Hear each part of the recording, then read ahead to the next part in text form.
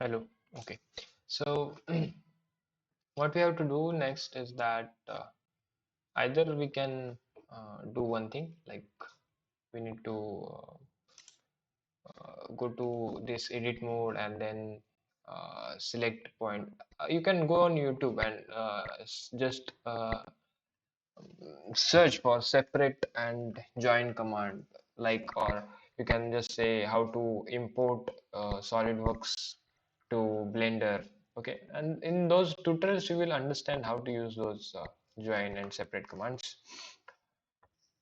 This origin should be it should be origin to geometry. The origin should be here. Okay, for this you need this 3D cursor. Okay, origin to 3D cursor. Now the origin is shifted here. Okay, so you can also click on the 3D cursor and you can put 3D cursor anywhere. Okay, so if I put the 3D cursor here, so and I right click and then go to 3D cursor, then origin will be here. Now I want to transform. Okay, but I just randomly put it that 3D cursor, so I'm not sure that it will be at the right position or not.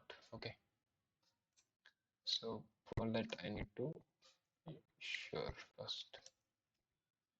Okay, so you have to orient this. You can revolve, you can just shift like that, you can just move. Okay, you can just move and all these things. So these things will be done in the transform. You can scale your model, you can rotate your model, you can move your model. All these things will be done here. Okay, so these are the options, and here you can move your window, you can zoom, you can shift the axis. Okay, just make use of them and bring this to this. Okay, bring this to this shape. I have applied material, so it's looking great. So for the material addition, you can go to this material properties, and I have used the JPG texture. So that's the thing.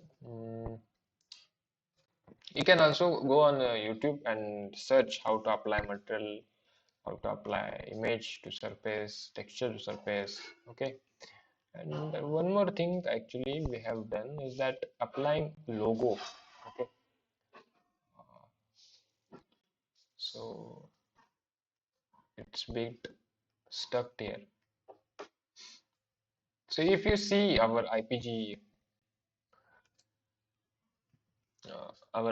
video that we posted, uh, there is a logo. Okay, and that logo is here. It is stuck. Okay. Ah. So we have used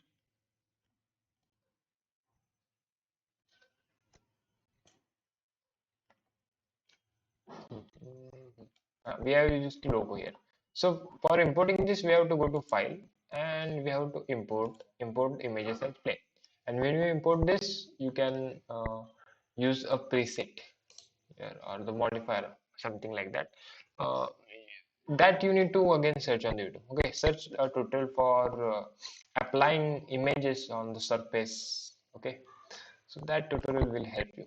And after doing all these things, just go to file, then export it into OBJ. Okay, and when you export it in OBJ, you will get that in the suspension. Wait, sorry, not in suspension, in the IPG. Uh, you can see that. Okay, so not here. I want to show you in the same projects. Okay, yeah. So the first will be you have to do the similar business with the front wheel and the rear wheel. So this is front wheel. This is our model. This is our this model is that, and the rear wheel is here. And this is main OBJ. And how to create it, I will explain now. You have to go to new, then new to text. Okay, you have to create the text. And when you create the text, okay, I will open this now. Okay, open with notepad. When you create that notepad, you can go to file and you can go to save as, and you will see that it will be by default it will be txt, but you have to change it to obj. Okay, okay, I'm not saving it now, but we have to do it. And the main code is here. Okay, main code is this, and this is additional optional code that is for lights and brake lights and all. So that you can learn from IPG movie user manual. Okay, that you can learn from IPG movie user manual. After doing this, save it in the movie folder. Okay, in the movie folder, and you need to also paste all the textures and the images here.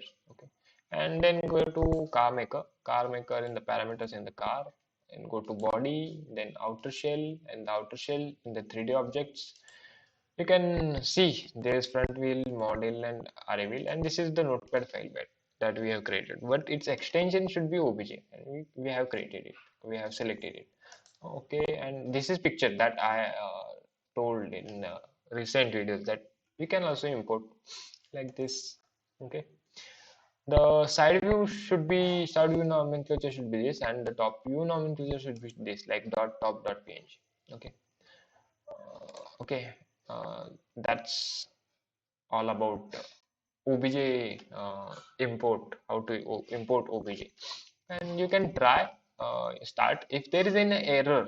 If there is any error, just try to make your assembly as light as possible. Okay, generally it will throw an error of having too many triangles and all, and at that point it simply says that your assembly is too heavy, your model is too heavy, your triangles are heavy. Means when it's STL file is made up of triangles, so your triangles are too many. So try to minimize them.